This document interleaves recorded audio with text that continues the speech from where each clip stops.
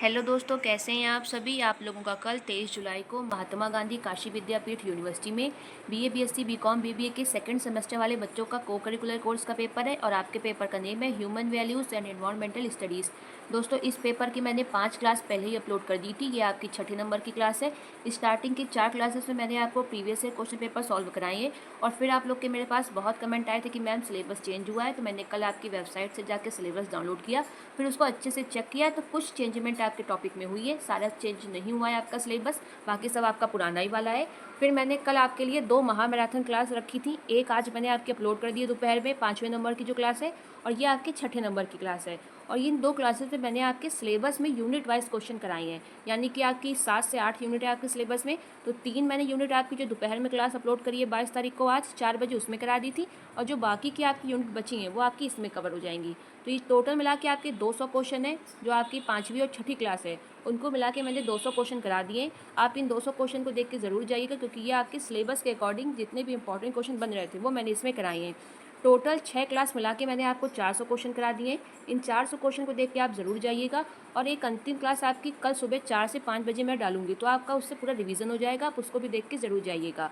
ये सारे वीडियोस आप देख लीजिएगा, आपका पेपर बहुत बेहतरीन होगा, आप भरोसा रखिए। बस सारे क्वेश्चन आपको वहाँ बहुत अच्छे से अटैम्प्ट करने हैं। पेपर आपका सरल आता है, आप बहुत अच्छे से करके आएंगे।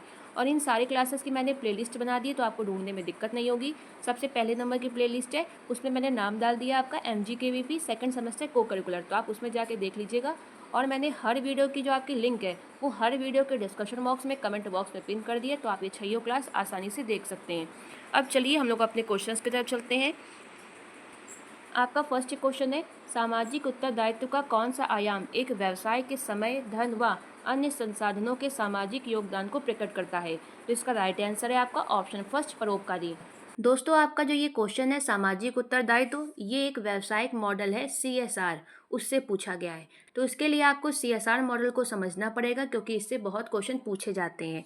आपका जो CSR व्यावसायिक मॉडल है, इसका उद्देश्य ये होता है कि ये लाभ कमाता है। बिल्कुल सही बात है। इसका मतलब है कि जो संगठन है, ऑर्गेनाइजेशन है, वो लाभ कमाए, लेकिन लाभ कमाने में वो समाज को ना भूले, पर्यावरण को ना भूले। वो ऐसा लाभ बिल्कुल ना करे जिससे समाज को नुकसान हो, पर्यावरण को नुकसान हो। इसके अपने कुछ वैल्यूज़ हैं। देखिए, किसी भी संगठन के जो वैल्यूज़ होते हैं वो बहुत मेन होते हैं। लोगों का भरोसा बढ़ता है अगर आपके वैल्यूज़ अच्छे हैं, अगर आप लोगों का ध्यान रख रहे हैं, पर्यावरण का ध्यान रख रहे हैं, तो लोग आपके ब्रांड पे, आपके वैल्यूज़ में भरोसा करते हैं। तो CSR मॉडल यही कहता है कि आप काम करिए लेकिन ग्राहकों का विश्वास मजबूत करिए। आप प्रतिस्पर्धात्मक लाभ कमाइए लेकिन पर्यावरण को भी ध्यान में रखिए, समाज को ध्यान में रखिए।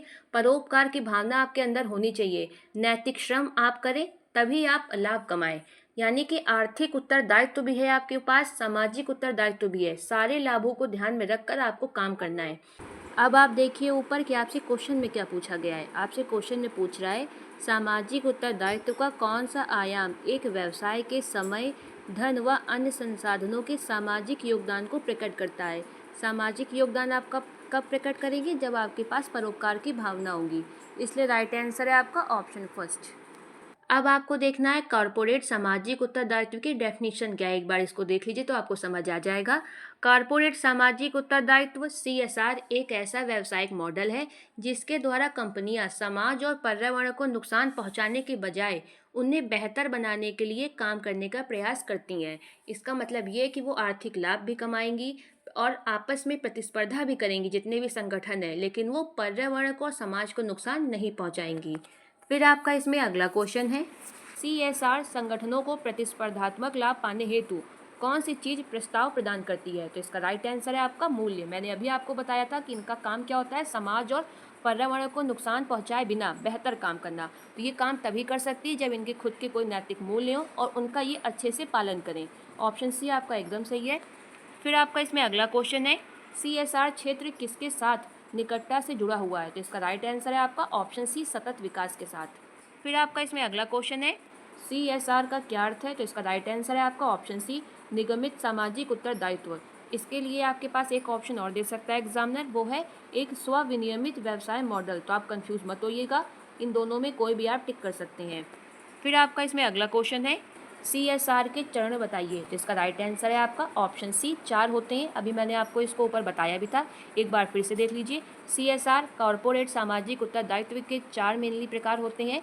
पहला है आपका पर्यावरणीय उत्तरदायित्व, दूसरा है आपका नैतिक उत्तरदायित्व, तीसरा है आपका परोपकारी उत्तरदायित्व, चौथा है आपका आर्थिक उत्तरदायित्व। CSR का मेनली उद्देश्य क्या होता है? ना पर्यावरण को नुकसान पहुंचे, ना समाज को नुकसान पहुंचे, और आर्थिक लाभ कमाने के लिए ये लोग काम करते हैं। आर्थिक लाभ कमाएंगे लेकिन बिना किसी को नुकसान पहुंचाए बिना। फिर आपका इसमें अगला क्वेश्चन है, निगमित शासन की विशेषता बताइए। तो इसको इंग्लिश में क्या कहते हैं निगमित शासन को? Corporate governance. अब आप देख लीजिए इसका आंसर क्या है।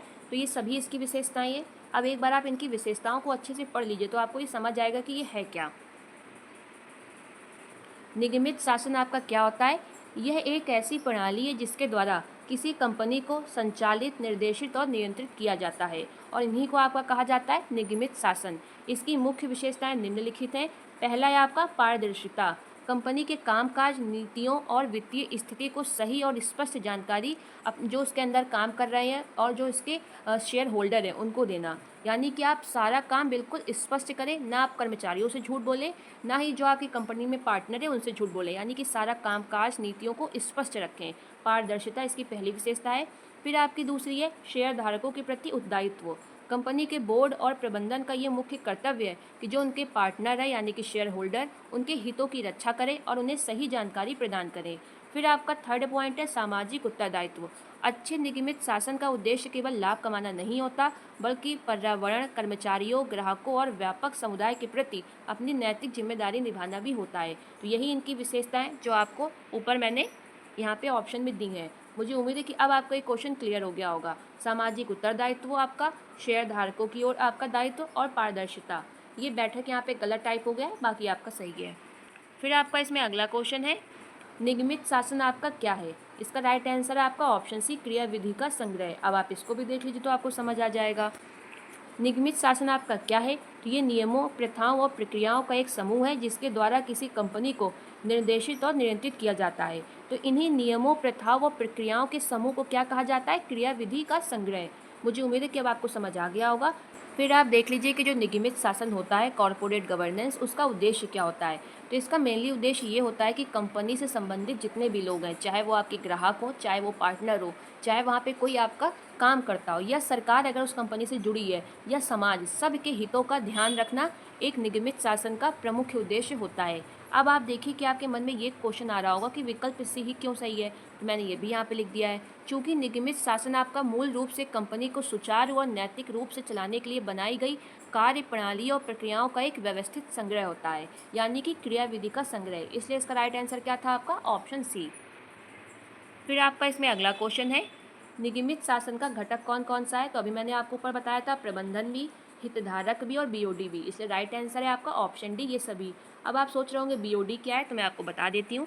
यहाँ पे मैंने बहुत अच्छे से लिखा है, आप इसका स्क्रीनशॉट करके पढ़ लीजिएगा। बीओडी का मतलब होता है बोर्ड ऑफ डायरेक्टर्स, यानी कि निदेशक मंडल। ये सभी आपके निगमित शासन यानी कि कॉर्पोरेट गवर्नेंस के घटक होते हैं, यानी कि कंपोनेंट होते हैं। कौन कौन? मैनेजमेंट, स्टेक होल्डर यानी कि शेयर होल्डर, और बीओडी यानी कि बोर्ड ऑफ डायरेक्टर्स। फिर आपका इसमें अगला क्वेश्चन है, रतन टाटा ने 10 फरवरी 2016 को किस फर्म में निवेश किया था? तो 10 की जगह कहीं कहीं आपको इसमें 8 फरवरी भी दिख जाता है, तो आप उसमें कंफ्यूज मत होइएगा।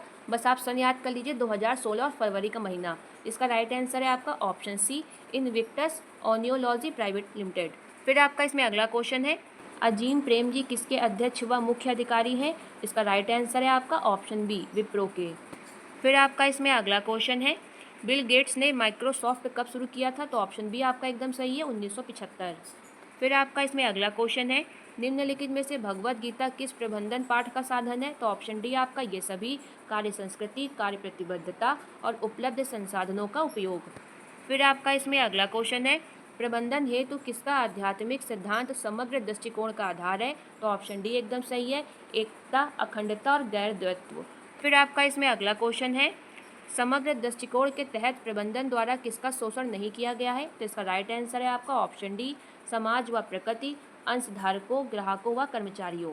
फिर आपका इसमें अगला क्वेश्चन है, नैतिक दुविधा है क्या? तो इसका राइट आंसर है आपका ऑप्शन सी, मूल्यों के मध्य नैतिक संघर्ष, और क्या उचित है व क्या अनुचित है इसके मध्य में संघर्ष। ए और बी दोनों है। फिर आपका इसमें अगला क्वेश्चन है, निजीकरण द्वारा प्राप्त किया जा सकता है क्या? तो ऑप्शन डी आपका अनुबंध, पट्टा और फ्रेंचाइजी, ये तीनों प्राप्त किए जा सकते हैं। फिर आपका इसमें अगला क्वेश्चन है, निम्न में से निजी क्षेत्र के उद्यमियों को सार्वजनिक क्षेत्र के उद्यमों के स्वामित्व, प्रबंधन व नियंत्रण के हस्तांतरण को संदर्भित करता है क्या? तो इसका राइट आंसर है आपका ऑप्शन सी, निजीकरण। फिर आपका इसमें अगला क्वेश्चन है, निम्नलिखित में से निजीकरण की समस्या क्या है? तो ऑप्शन डी आपका सामाजिक उद्देश्यों की अवहेलना, हितों का विवाद और उच्च स्तर की गोपनीयता। फिर आपका इसमें अगला क्वेश्चन है, उदारीकरण का उद्देश्य क्या है? तो इसका राइट आंसर है आपका ऑप्शन बी, आर्थिक सुधार। उदारीकरण का मतलब ये होता है कि अर्थव्यवस्था से संबंधित जिससे आपका आर्थिक हित हो, उसमें अगर सरकार का हद से ज़्यादा अगर नियंत्रण है तो उसको कम करना, यानी कि सरकार द्वारा आर्थिक सुधार करना जिससे लोग अधिक से अधिक लाभ कमा सके, यानी कि सरकार का जो एक्स्ट्रा ऑर्डिनरी नियंत्रण है, कंट्रोल है, उसको हटाना, यही आपका उदारीकरण का उद्देश्य है। 1991 में सबसे पहले आपका उदारीकरण किया गया था। फिर आपका इसमें अगला क्वेश्चन है, किसने दक्षता में वृद्धि करने के उद्देश्य से अर्थव्यवस्था में अधिक प्रतिस्पर्धा को शुरू किया? तो राइट आंसर है आपका ऑप्शन फर्स्ट, उदारीकरण ने। फिर आपका इसमें अगला क्वेश्चन है, उदारीकरण की रणनीति के संबंध में अपनाए गए उपाय कौन कौन से थे? उद्योगों का विस्तार, उत्पादन की स्वतंत्रता, उद्योगों में लाइसेंस देने में छूट देना। ऑप्शन डी आपका एकदम सही है और ये सभी आपके सही हैं। फिर आपका इसमें अगला क्वेश्चन है, सोशल मीडिया के नैतिक मुद्दे क्या हैं? ऑप्शन फर्स्ट गोपनीयता, साइबर अपराधी, पारदर्शिता, ये तीनों सही हैं, इसलिए राइट आंसर है आपका ऑप्शन डी, ये सभी। फिर आपका इसमें अगला क्वेश्चन है, साइबर सुरक्षा क्या है? ऑप्शन डी आपका उपरोक्त सभी। साइबर सुरक्षा साइबर हमलों में से एक प्रणाली की रक्षा करती है। दूसरा है आपका साइबर सुरक्षा मेलवेयर से सुरक्षा देती है। तीसरा है आपका साइबर सुरक्षा आपका साइबर आतंकवादियों से सुरक्षा प्रदान करती है। ये तीनों ही सही है, इसलिए ऑप्शन डी आपका सही है। फिर आपका इसमें अगला क्वेश्चन है, निम्नांकित में से कौन सा जैविक कृषि का लाभ है? तो ऑप्शन डी आपका उपरोक्त सभी।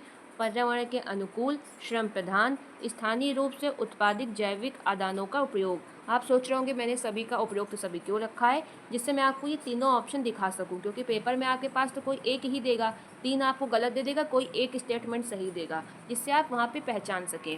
फिर आपका इसमें अगला क्वेश्चन है, जैविक खाद्य पदार्थों की कीमत बहुधा गैर जैविक खाद्य पदार्थों से अधिक क्यों होती है? तो पहले मैं आपको इसका एग्जांपल देती हूँ तो आपको समझ आ जाएगा। आपके घर में जब अंगूर, सेब, केला आते हैं तो लोग क्या कहते हैं जनरली, मम्मी पापा धुल के खाना, अब बहुत केमिकल पड़ता है इनमें। तो केमिकल वाले जितने भी पदार्थ होते हैं वो आपका गैर जैविक खाद्य पदार्थ से तैयार किए जाते हैं, यानी कि उसमें गैर जैविक खाद्य पड़ती है, यानी कि केमिकल पड़ता है।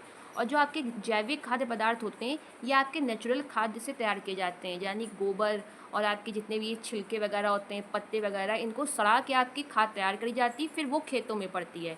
तो वो हानिकारक नहीं होती हम लोगों के लिए, ना वो नेचर के लिए हानिकारक होती है, प्रकृति के लिए, ना वो मानव के लिए हानिकारक होती है। लेकिन उसमें एक आप ये कह सकते हैं नेगेटिव पॉइंट ये है कि उसमें जो आपकी पैदावार है वो बहुत कम होती है। तो पैदावार इसमें कम होती है, और जो आपके केमिकल वाले होते हैं गैर जैविक, इनकी पैदावार अधिक होती है। इनकी जो दाम होते हैं गैर जैविक के वो कम होते हैं, और जो जैविक खाद्य पदार्थ है इनके जो दाम है, इनके जो प्राइस है, मूल्य है, वो ज़्यादा होते हैं। क्यों? क्योंकि इनकी पैदावार कम होती है, इसमें किसान की मेहनत ज़्यादा लगती है, इसलिए इसके दाम ज़्यादा होते हैं। तो यही आपसे क्वेश्चन में पूछ रहा है कि जो जैविक खाद्य पदार्थ है इनकी कीमत गैर जैविक खाद्य पदार्थ से अधिक क्यों होती है? क्योंकि जो इनकी उत्पादन लागत है वो ज़्यादा होती है। ऑप्शन फर्स्ट आपका एकदम सही है। फिर आपका इसमें अगला क्वेश्चन है, जैविक खाद्य पदार्थ की कृषि की लागत क्या होती है? तो ऑप्शन फर्स्ट आपका पारंपरिक कृषि से अधिक, क्योंकि जैविक खाद में आपकी ज़्यादा मेहनत लगती है और इसका प्रोसेस लंबा होता है। पहले इसमें खाद आपकी सड़ाई जाती है, उसमें उसको बनने में लगभग 50 से 60 दिन लगते हैं, इसलिए इसका जो प्रोसेस है वो महंगा होता है। राइट आंसर क्या है आपका? ऑप्शन फर्स्ट, पारंपरिक कृषि से इसकी जो लागत है वो अधिक होती है। फिर आपका इसमें अगला क्वेश्चन है, जैविक खाद्य पदार्थ व कृषि के साथ निम्नांकित में से कौन सी चुनौतियां हैं? तो ऑप्शन डी आपका ये सभी। जैविक खाद्य पदार्थ की सीमित आपूर्ति, कीट संक्रमण इसमें बहुत होता है क्योंकि लोग केमिकल का छिड़काव नहीं कर पाते जैविक खेती में। फिर थर्ड है आपका जैविक उत्पादों का विपणन। ए बी सी तीनों सही है, इसलिए राइट आंसर आपका ऑप्शन डी है। फिर आपका इसमें अगला क्वेश्चन है, मानकीकरण के लाभ बताइए। अब मैं आपको पहले बताती हूँ कि मानकीकरण होता क्या है।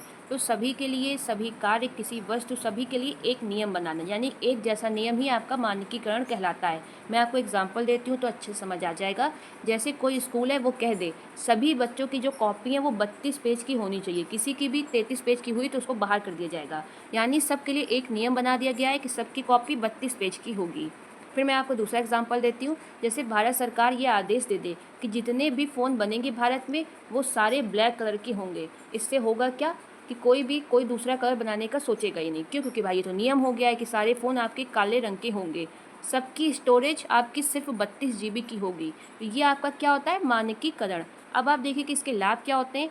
इसमें आपका निर्माण करना सरल हो जाता है। जैसे अगर सब लोग ये कह दें कि काला फ़ोन ही होगा तो भाई सरल हो जाएगा काम करना, लाल फ़ोन की ज़रूरत ही नहीं होगी, पीले नीले की सिर्फ एक ही फ़ोन होगा, यानी कि जो आपका निर्माण है वो सरल हो जाएगा, डिज़ाइन करने में आपका सरल होगा, यानी कि सब कुछ आपकी जो प्रक्रिया है वो सरल हो जाएगी। तो मानकीकरण के लाभ क्या है? अब मुझे उम्मीद है कि आपको समझ आ गया होगा। इसका राइट आंसर है आपका ऑप्शन डी। फिर आपका इसमें अगला क्वेश्चन है, उत्पादों की विनिमयता स्थापित करने में क्या सहायता करता है? तो ऑप्शन सी आपका मानकीकरण। फिर आपका इसमें अगला क्वेश्चन है, मानकीकरण की हानि बताइए। तो इसका राइट आंसर है आपका ऑप्शन फर्स्ट, उत्पादन डिजाइन का हिमीकरण। मैं आपको एग्जांपल देती हूँ तो समझ आ जाएगा। अभी मैंने आपको ऊपर क्या एग्जांपल दिया था कि भारत सरकार अगर घोषणा कर दे कि भारत में सारे फ़ोन आपके सिर्फ एक बिलस्ता के होंगे और 32 GB के होंगे और सारे फ़ोन आपके काले होंगे, तो इससे क्या होगा? कंपनी अपने जो नए नए आविष्कार है वो करना बंद कर देगी और ना वो कोई नया डिजाइन बनाएगी। तो यही आपका मानकीकरण की हानि होती है। ऑप्शन फर्स्ट आपका कि उत्पादन डिजाइन का हिमीकरण, यानी कि उसमें कमी आ जाती है। फिर आपका इसमें अगला क्वेश्चन है, गुणवत्ता मानक के प्रकार क्या हैं? तो इसका राइट आंसर है आपका ऑप्शन बी, 4 प्रकार का होता है। फिर आपका इसमें अगला क्वेश्चन है, ISI मार्क भारत में किन उत्पादों के लिए प्रमाणित चिन्ह है? तो इसका राइट आंसर है आपका ऑप्शन सी, औद्योगिक। फिर आपका इसमें अगला क्वेश्चन है, एग मार्क मानक की प्रत्याभूति क्या है? तो ऑप्शन फर्स्ट आपका गुणवत्ता। फिर आपका इसमें अगला क्वेश्चन है, भारत में गुणवत्ता मानक क्या है? तो ऑप्शन डी आपका ये सभी, ISI मार्क, एग मार्क और होल मार्क। फिर आपका इसमें अगला क्वेश्चन है, ISO 9000, IATF 16949, जितने भी दिया है आप इसको पढ़ लीजिएगा, ये किसके प्रकार हैं? तो इसका राइट आंसर है आपका ऑप्शन डी, क्रेडिट मानक है आपके ये सभी। फिर आपका इसमें अगला क्वेश्चन है, आदर्श वफादारी किस पर आधारित होती है? तो ऑप्शन सी आपका उपयुक्त दोनों पर, कर्तव्य की भावना पर और नैतिक प्रतिबद्धता पर। फिर आपका इसमें अगला क्वेश्चन है, किस प्रकार का न्याय मौजूद है यदि कर्मचारी काम पर अपने संचार में मुक्त, ईमानदार और सत्य है? तो इसका राइट आंसर है आपका ऑप्शन डी, पारस्परिक आपका न्याय मौजूद है। फिर आपका इसमें अगला क्वेश्चन है, नैतिकता का संबंध किससे है? तो ऑप्शन सी आपका सही और गलत से, यानी कि जिसके पास नैतिक मूल्य होते हैं, नैतिकता की शिक्षा होती है, उसको सही और गलत की परख होता है कि क्या सही है और क्या गलत। फिर आपका इसमें अगला क्वेश्चन है, CSR का प्रबुद्ध स्वहित मॉडल क्या है? तो इस सबका कल्याण करना, चाहे वो सरकार हो, समाज हो, मानव हो, यानी कि नैतिकता का कार्य करना। तो राइट आंसर क्या है आपका ऑप्शन सी, नैतिकता से कार्य करना ही संगठन का हित है। फिर आपका इसमें अगला क्वेश्चन है, इनमें से कौन सा शहरीकरण का पर्यावरण पर नकारात्मक प्रभाव नहीं है? वनों की कटाई का प्रभाव बहुत पड़ता है, प्रदूषण का भी पड़ता है, तो किसका नहीं पड़ता? ऑप्शन सी, जल की चक्रीकरण का जो नकारात्मक प्रभाव है उसका पर्यावरण पर नहीं पड़ता है। फिर आपका इसमें अगला क्वेश्चन है, इनमें से कौन सा सूखे का मानव जनित कारण है? तो ऑप्शन डी आपका वनों की कटाई, जल की अत्यधिक मांग और अत्यधिक पैदावार। ऑप्शन डी आपका एकदम सही है। फिर आपका इसमें अगला क्वेश्चन है, पर्यावरण पर मानव के क्रियाकलापों के प्रभाव के महत्वपूर्ण कारक क्या हैं?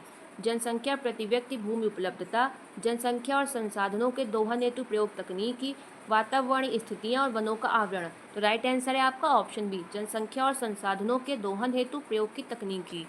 फिर आपका इसमें अगला क्वेश्चन है, वर्षा वनों के बड़े क्षेत्रों में पेड़ों को काटने का दीर्घकालिक प्रभाव क्या है? ऑप्शन डी, इन क्षेत्रों में आपका मृदा अपरदन बहुत ज़्यादा हो रहा है। इसका राइट आंसर है आपका ऑप्शन डी, इंपॉर्टेंट क्वेश्चन है, विशेष ध्यान दीजिएगा, ये आपका मृदा अपरदन को बढ़ाता है। फिर आपका इसमें अगला क्वेश्चन है, इनमें से कौन सा आपका नैतिकता का लक्षण नहीं है? तो मानव मूल्यों पर केंद्रित, ये तो नैतिकता का लक्षण है। सामाजिक कार्य, ये आपका नैतिकता का लक्षण नहीं है। तीसरा है आपका दर्शन शास्त्र की शाखा, ये भी सही है। नैतिक सिद्धांतों पे लागू होता है, ये भी सही है। वैसे तो आपका सामाजिक कार्य भी सही है, लेकिन नैतिकता का जो लक्षण है वो मेनली A, C, D है, B भी होता है, लेकिन आपको कोई एक ऑप्शन इसमें चूज़ करना पड़ेगा। तो ऑप्शन बी आपका इसमें आप टिक करके आएंगे। फिर आपका इसमें अगला क्वेश्चन है, विचारों का समूह जो किसी लक्ष्य, अपेक्षाएं तथा कार्यों का समावेश करता है क्या कहलाता है? तो ऑप्शन सी आपका विचारधारा। फिर आपका इसमें अगला क्वेश्चन है, भारत में उपभोक्ता संरक्षण अधिनियम कब लागू हुआ था? तो इसका राइट आंसर बताइए क्या है? ऑप्शन बी आपका एकदम सही है, 1986। लेकिन इसमें आपको एक चीज़ ध्यान देना है कि 1986 में जो आपका उपभोक्ता संरक्षण अधिनियम आया था उसमें कुछ सुधार किया गया था 2019 में। ये भी आपसे पूछा जा सकता है कि आपका जो उपभोक्ता संरक्षण नियम है इसमें सुधार कब किया गया? तो 2019 आप लिख के आएंगे। फिर आपका इसमें अगला क्वेश्चन है, सूचना का अधिकार आरटीआई आपका कानून कब बना है? तो राइट आंसर है आपका ऑप्शन फर्स्ट, अक्टूबर 2005 में। सूचना का अधिकार आरटीआई अधिनियम 2005 के तहत भारत की संसद द्वारा 15 जून 2005 को पारित किया गया था। फिर लागू कब हुआ है आपका? 12 अक्टूबर 2005 को। फिर आपका इसमें अगला क्वेश्चन है, किन्हें गांधी जी दो अपने फेफड़े कहते हैं? तो राइट आंसर है आपका ऑप्शन बी, अहिंसा और सत्य को। फिर आपका इसमें अगला क्वेश्चन है, गांधी जी के अनुसार सत्याग्रह का आवश्यक सिद्धांत कौन सा है? तो ऑप्शन डी आपका उपरोक्त सभी, पीड़ा के अनंत क्षमता, अहिंसा और सत्य। फिर आपका इसमें अगला क्वेश्चन है, गांधी जी के अनुसार स्वराज का क्या अर्थ था? इसका अर्थ था आपका ऑप्शन सी, स्वशासन। इन्होंने अंग्रेजों के समय स्वराज का सिद्धांत अपनाया था, यानी कि हम भारतीय अपने देश में खुद शासन करेंगे, स्वशासन। फिर आपका इसमें अगला क्वेश्चन है, शिक्षा से मेरा अभिप्राय बच्चे और मनुष्य के सर्वांगीण विकास से है, शरीर मस्तिष्क और आत्मा का ये कथन किसका है? तो ऑप्शन बी आपका महात्मा गांधी का। फिर आपका इसमें अगला क्वेश्चन है, मानव मूल्य किसके लिए आवश्यक है? तो ऑप्शन फर्स्ट, स्वयं के लिए, एक दूसरे और प्रकृति के साथ सद्भाव में रहने के लिए मानव मूल्य बहुत जरूरी है। फिर आपका इसमें अगला क्वेश्चन है, एक सामंजस्यपूर्ण विश्व 4 स्तरों पर मूल्यों द्वारा निर्मित होता है, वो 4 स्तर कौन से हैं? तो ऑप्शन बी आपका व्यक्ति, परिवार, समाज और ब्रह्मांड। ऑप्शन बी एकदम सही है, इंपॉर्टेंट क्वेश्चन है, विशेष ध्यान दीजिए। फिर आपका इसमें अगला क्वेश्चन है, एक देश जिसने सार्वभौमिक मानव व्यवस्था में अनुक्रम किया है उसके होने की संभावना है, इसका राइट आंसर है आपका, बताइए क्या? ऑप्शन बी, पारस्परिक रूप से समृद्ध संसाधनों और संगठनों की। फिर आपका इसमें अगला क्वेश्चन है, वनों की कटाई के कारण क्या है? तो ऑप्शन डी एकदम सही है, जनसंख्या वृद्धि और अत्यधिक जनसंख्या और शहरीकरण, वैश्वीकरण, सरकारी संस्थानों की बेईमानी। ऑप्शन डी एकदम सही है। फिर आपका इसमें अगला क्वेश्चन है, प्रवाल भित्तियों की विविधता और उत्पादकता निम्न के समान होती है, तो ऑप्शन सी आपका उष्णकटिबंधीय वर्षा वन। फिर आपका इसमें अगला क्वेश्चन है, स्वामी विवेकानंद के अनुसार शिक्षा का उद्देश्य होना चाहिए क्या? जीवन निर्माण, मानव निर्माण, चरित्र निर्माण। ऑप्शन डी एकदम सही है। फिर आपका इसमें अगला क्वेश्चन है, विवेकानंद जी के शिक्षा दर्शन की विशेषता क्या थी? तो ऑप्शन डी, व्यवहारवाद, प्रकृतिवाद और आदर्शवाद। फिर आपका इसमें अगला क्वेश्चन है, भारत में बुनियादी शिक्षा किसके द्वारा आरंभ करी गई है? ऑप्शन डी आपका गांधी जी। फिर आपका इसमें अगला क्वेश्चन है, मूल्यपरक शिक्षा का उद्देश्य क्या है? सार्वभौमिक मूल्यों को बढ़ावा देना, ये आपका मूल गलत लिखा है। फिर ऑप्शन सी क्या है? व्यक्तियों में मूल्यों का विकास करना। ए और सी दोनों सही है, राइट आंसर ऑप्शन डी है। फिर आपका इसमें अगला क्वेश्चन है, आत्म अन्वेषण 2 तंत्रों का उपयोग करता है, प्राकृतिक स्वीकार और दूसरा क्या है? दूसरा है आपका प्रयोगात्मक सत्यापन। इसका मतलब यह है कि आत्म अन्वेषण आपका 2 तंत्रों का प्रयोग करता है, पहला है आपका प्राकृतिक स्वीकार, दूसरा है आपका प्रयोगात्मक सत्यापन। फिर आपका इसमें अगला क्वेश्चन है, जैविक खाद्य में है, आपको बताना है कि जो आपके जैविक खाद्य से चीज़ें तैयार करी जाती हैं जिनमें आपका केमिकल नहीं पड़ता, उनमें आपको क्या क्या मिलता है? तो ऑप्शन फर्स्ट आपका ओमेगा भी मिलता है, विटामिन खनिज की मात्रा उसमें ज़्यादा होती है क्योंकि उसमें केमिकल का यूज़ नहीं होता। ऑप्शन सी आपका एंटीऑक्सीडेंट की अधिकता। तो राइट आंसर क्या आपका? उपरोक्त सभी। फिर आपका इसमें अगला क्वेश्चन है, जैविक खेती किस पर आधारित होती है? तो ऑप्शन फर्स्ट आपका पारिस्थितिकी अभिमुखीकरण। फिर आपका इसमें अगला क्वेश्चन है, कार्बनिक जो कृषि होती है, इस शब्द का प्रयोग सर्वप्रथम किसने किया है? तो ऑप्शन बी आपका वॉल्टर जेम्स नॉर्थबोर्न ने। फिर आपका इसमें अगला क्वेश्चन है, किन राज्यों को कार्बनिक घोषित किया गया है? तो ऑप्शन फर्स्ट आपका एकदम सही है, सिक्किम को। फिर आपका इसमें अगला क्वेश्चन है, अंतः स्थान संरक्षण में शामिल क्या है? तो ऑप्शन डी आपका उपरोक्त सभी, राष्ट्रीय उद्यान भी, वन्य जीव अभ्यारण्य और जैव मंडल रिजर्व। इन सीटू कंजर्वेशन में आपको बताना है कि क्या क्या आता है। फिर आपका इसमें अगला क्वेश्चन है, संयुक्त राष्ट्र संघ ने कितने सतत विकास के लक्ष्य अपनाए हैं? तो ऑप्शन सी आपका 17। फिर आपका इसमें अगला क्वेश्चन है, राष्ट्रीय हरित न्यायाधिकरण की स्थापना कब हुई है? 18 अक्टूबर 2010 को। फिर आपका इसमें अगला क्वेश्चन है, राष्ट्रीय हरित न्यायाधिकरण के विषय में क्या सत्य नहीं है? तो ऑप्शन बी आपका एकदम सही है, यह एक संवैधानिक संस्था है, ये बात इसकी गलत है, बाकी ए सी डी सही है। फिर आपका इसमें अगला क्वेश्चन है, चक्रीय अर्थव्यवस्था का लाभ क्या होता है? पर्यावरण अनुकूलित होता है, अधिक रोजगार परक और कम घातक। ऑप्शन डी आपका एकदम सही है।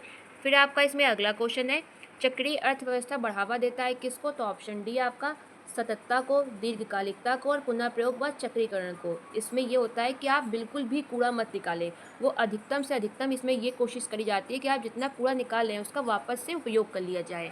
फिर आपका इसमें अगला क्वेश्चन है, इनमें से कौन सा सही नहीं है? आपको ये 4 स्टेटमेंट दिए गए हैं, आपको बताना है कौन सा सही नहीं है। आप ये चारों स्टेटमेंट जरूर पढ़िएगा। इसका राइट आंसर है आपका ऑप्शन बी, पारंपरिक ज्ञान आपका पुराना और स्थिर है। ये बात एकदम गलत है, क्योंकि पारंपरिक ज्ञान जो होता है वो समय के साथ विकसित होता है, उसमें नई नई चीज़ें जुड़ती रहती हैं। फिर आपका इसमें अगला क्वेश्चन है, अजीज प्रेम जी कौन है? तो ऑप्शन फर्स्ट आपका विप्रो के संस्थापक। फिर आपका इसमें अगला क्वेश्चन है, दानशील संस्थान द गिविंग प्लेस के सह संस्थापक कौन है? तो ऑप्शन फर्स्ट आपका बिल गेट्स। फिर आपका इसमें अगला क्वेश्चन है, व्यक्ति प्रदूषण को नियंत्रित कर सकते हैं। इसका राइट आंसर है ऑप्शन डी, उपरोक्त सभी। पॉलीथीन का प्रयोग नहीं करके, विद्युत बचाकर और जल को बर्बाद न करें। फिर आपका इसमें अगला क्वेश्चन है, चक्रीय अर्थव्यवस्था के लिए क्या सही है? राइट आंसर है आपका ऑप्शन सी। चक्रीय अर्थव्यवस्था चक्रीकरण को पुनः तथा पुनः बढ़ावा देती है, मतलब कि बार बार चीज़ों को यूज़ करने पे ये फोकस देती है। आप बार बार चीज़ों को यूज़ करते जाएं करते जाएं करते जाएं, यानी कि जो कम से कम कचरा है वो आप पर्यावरण पे फैलाएं। फिर आपका इसमें अगला क्वेश्चन है, मूल्यपरक शिक्षा छात्रों के लिए। फिर आपका इसमें अगला क्वेश्चन है, मूल्यपरक शिक्षा छात्रों के लिए महत्वपूर्ण साबित हो रही है, क्योंकि मूल्यपरक शिक्षा छात्रों को ये पहचानने में मदद करती है। क्या पहचानने में? ऑप्शन फर्स्ट आपका मूल्यों को पहचानने में। फिर आपका इसमें अगला क्वेश्चन है, पसंद और समग्र की स्थिति और मन की एक ऐसी स्थिति जो सद्भाव पैदा करती है, वो क्या है? ऑप्शन बी आपका आनंद। फिर आपका इसमें अगला क्वेश्चन है, विकसित राष्ट्र किसका जीवंत उदाहरण है? तो ऑप्शन फर्स्ट आपका समृद्धि का। फिर आपका इसमें अगला क्वेश्चन है, सूचना का अधिकार कब कानून बना? तो ऑप्शन फर्स्ट आपका 12 अक्टूबर 2005। फिर आपका इसमें अगला क्वेश्चन है, सूचना का अधिकार के अंतर्गत क्या आता है? दस्तावेज, सलाह, अनुबंध। ऑप्शन डी आपका उपरोक्त सभी। फिर आपका इसमें अगला क्वेश्चन है, आरटीआई अधिनियम के तहत किसी व्यक्ति के जीवन और स्वतंत्रता से संबंधित अगर कोई जानकारी किसी व्यक्ति को लेनी है तो उसकी समय सीमा क्या है? इसका मतलब ये है कि अगर कोई व्यक्ति आरटीआई दाखिल करता है तो उसको कितने घंटों के अंदर जानकारी मिलेगी, लेकिन उसका टॉपिक क्या होना चाहिए? जीवन और स्वतंत्रता से संबंधित। तो उसकी समय सीमा क्या है? 48 घंटे। ऑप्शन फर्स्ट आपका एकदम सही है। फिर आपका इसमें अगला क्वेश्चन है, TRIPS का फुल फॉर्म क्या है? तो ऑप्शन फर्स्ट आपका एकदम सही है, व्यापार से संबंधित बौद्धिक संपदा अधिकार। ये मैंने इसका इंग्लिश में भी लिख दिया, आप इसको जरूर पढ़ लीजिएगा, बहुत इंपॉर्टेंट है। फिर आपका इसमें अगला क्वेश्चन है, न्याय शास्त्र का अर्थ क्या है? तो इसका राइट आंसर है आपका ऑप्शन बी, सामाजिक व्यवस्था में कानून के विज्ञान का सामायिक क्षेत्र। फिर आपका इसमें अगला क्वेश्चन है, प्रेस परिषद अधिनियम किस वर्ष अधिनियमित किया गया है? तो 1978 में। फिर आपका इसमें अगला क्वेश्चन है, एक पेटेंट या कॉपीराइट का अपराधिकृत उपयोग आमतौर पर क्या होता है? तो इसका राइट आंसर है आपका उल्लंघन। अब आप ये समझिए कि कॉपीराइट या पेटेंट होता क्या है। जैसे आपने कोई नया आविष्कार किया, अब मीडिया वाले आपसे पूछने आए कि आपने इसको कैसे बनाया, तो आपने पूरी विधि बता दी। तो इसके बाद जिसने वो न्यूज़ देखी होगी वो आपकी विधि सुन के बहुत लोग के मन में होगा लाओ हम भी बना लें, और कोई ऐसा व्यक्ति होगा जो उसको बना भी लेगा, तो फिर आपका महत्व खत्म हो जाएगा। तो जब भी कोई व्यक्ति नया आविष्कार करता है तो सरकार से पेटेंट ले लेता है, यानी कॉपीराइट, कि इसका यूज़ मेरी अनुमति के बिना कोई नहीं कर सकता, ना ही कोई इसको खरीद सकता है, ना ही बेच सकता है, और ना ही इसका कोई आविष्कार कर सकता है। लेकिन इसकी एक समय सीमा होती है। भारत में न्यूनतम समय सीमा इसकी 20 वर्ष की है। 20 वर्ष की है, अगर आप चाहें तो बाद में से बढ़ा सकते हैं, लेकिन स्टार्टिंग में आपको 20 वर्ष का पेटेंट मिलता है। 20 वर्ष तक बिना अनुमति के कोई भी इसका आविष्कार नहीं कर पाएगा, जब तक आप नहीं कहेंगे। वो पहले आपके पास अनुमति लेने आएगा कि हम बना लें, अगर आपका मन हो तो आप हाँ कहें, नहीं तो नहीं कह दें। तो यही इसका मतलब है कि एक पेटेंट कॉपीराइट का प्राधिकृत उपयोग आमतौर पर क्या होता है कि कोई उसका उल्लंघन नहीं कर सकता। फिर आपका इसमें अगला क्वेश्चन है, आध्यात्मिक अथवा नैतिक प्रश्न पर मन को एकाग्र करने का अभ्यास प्राकृतिक विश्व का एक दृश्य अथवा किसी भी भगवान की, किसी भी देवी देवता की एक छवि प्रतिनिधि को किस रूप में जाना जाता है? तो ऑप्शन बी आपका चिंतन। जनरली आपने सुना होगा कि चिंतन करते समय लोग शांत रहते हैं, एकाग्र रहते हैं, और कहा जाता है जो लोग स्टार्टिंग में चिंतन करते हैं कि आप किसी भगवान के बारे में सोचें जिसको भी आप मानते हो, या आप कोई प्रकृति विश्व सोचें, इस तरह का आपको जब भी कहा जाता है तो किससे संबंधित होगा? तो ऑप्शन बी आपका चिंतन से। फिर आपका इसमें अगला क्वेश्चन है, निर्णयन प्रक्रिया के कितने चरण होते हैं? तो ऑप्शन सी आपका 4। फिर आपका इसमें अगला क्वेश्चन है, निर्णयन प्रक्रिया का चरण कौन सा है? तो ऑप्शन डी आपका नैतिक प्रेरणा, नैतिक निर्णय और नैतिक व्यवहार। फिर आपका इसमें अगला क्वेश्चन है, भगवत गीता जिसे सामान्यतः गीता के रूप में जानते हैं, प्रसिद्ध संस्कृत रचना किसका एक भाग है? तो ऑप्शन बी आपका महाभारत का। फिर आपका इसमें अगला क्वेश्चन है, भगवत गीता में कितने श्लोक हैं? तो ऑप्शन डी आपका 700। फिर आपका इसमें अगला क्वेश्चन है, धर्म शब्द किसका है? तो ऑप्शन बी आपका संस्कृत का। फिर आपका इसमें अगला क्वेश्चन है, धर्म की विशेषता क्या है? तो ऑप्शन डी आपका ये सभी, दमन अथवा नियंत्रण, इंद्रिय निग्रह, अक्रोध अथवा क्रोध न करना।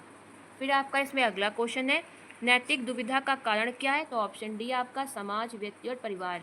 फिर आपका इसमें अगला क्वेश्चन है, विपणन नैतिकता का क्षेत्र है क्या? तो ऑप्शन फर्स्ट आपका 3 प्रकार का।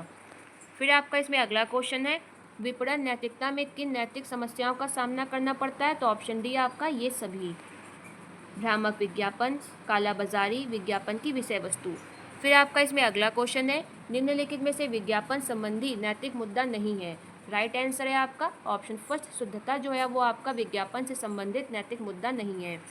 फिर आपका इसमें अगला क्वेश्चन है, फार्मास्यूटिकल उद्योग में निम्न में से कौन सी अनैतिक प्रथाएं अपनाई जाती हैं? इसका मतलब ये है, आपने बहुत देखा होगा जब आप डॉक्टरों के यहाँ जाते हैं तो जनरली अगर वो चाहें तो सस्ती दवा भी लिख सकते हैं, लेकिन वो आपको महंगी दवाएं लिखते हैं। क्यों? क्योंकि उनमें उनका कमीशन होता है। मैं सारे डॉक्टरों की बात नहीं कर रही हूँ, मैं सिर्फ आपको समझाने के लिए बात बता रही हूँ। आपने देखा होगा जगह जगह एमआर जाते हैं डॉक्टरों के यहाँ, वो क्या कहते हैं, आप मेरी दवा लीजिए, मैं आपको 10% कमीशन दूंगा। मैं आपको सिर्फ बता रही हूँ, ये सब आपका फार्मा उद्योग में बहुत होता है। दवाएं सस्ती भी मिल सकती हैं, 30 वाली 40 वाली भी फ़ायदा कर सकते हैं, लेकिन वो लोग क्या करते हैं, आपको 80-90 रुपए की दवा लिखते हैं। ये सब आपका फार्मा में बहुत होता है। तो इसका राइट आंसर क्या है? ऑप्शन डी आपका, ये सभी आपकी अनैतिक प्रथाएं हैं। जैसे फर्स्ट नंबर पे आपका डॉक्टरों को उपहार देना, सेकंड नंबर में सदा व्यवहार प्रथाएं, ऑप्शन सी आपका प्रिस्क्रिप्शन डेटा माइनिंग, ये सभी आपकी अनैतिक प्रथाएं हैं। फिर आपका इसमें अगला क्वेश्चन है, हम किसके द्वारा ईश्वर को स्वयं के भीतर ग्रहण कर सकते हैं? तो ऑप्शन डी आपका इन सभी के द्वारा, प्रार्थना, पवित्र पाठ और निस्वार्थ सेवा। फिर आपका इसमें लास्ट क्वेश्चन है, वाष्प चरण गैसीय प्रदूषकों को दूर करने के लिए उल्लेखित उपकरणों में से किसका प्रयोग किया जाता है? तो ऑप्शन आपका डी उपरोक्त सभी का, अवशोषण टावर, उत्प्रेरक रूपांतरण, थर्मल ऑक्सीडाइजर का। ऑप्शन डी आपका एकदम सही है। तो दोस्तों ये थे आपके मोस्ट इंपॉर्टेंट क्वेश्चन। किसी भी क्वेश्चन में कोई भी डाउट हो तो आप मुझे कमेंट कर सकते हैं। किसी भी क्वेश्चन का आपका आंसर लग रहा हो कि ये गलत है तो भी आप मुझे कमेंट कर सकते हैं। ह्यूमन नेचर है, मुझसे भी गलती हो सकती है। मैं आपको फिर से बहुत अच्छे से सही आंसर बता दूंगी, एक्सप्लेन कर दूंगी आंसर को। बाकी कल जो आपका सुबह वीडियो आएगा 4-5 बजे, उसको आप ज़रूर देखिएगा। बाकी वीडियो देखने के लिए धन्यवाद।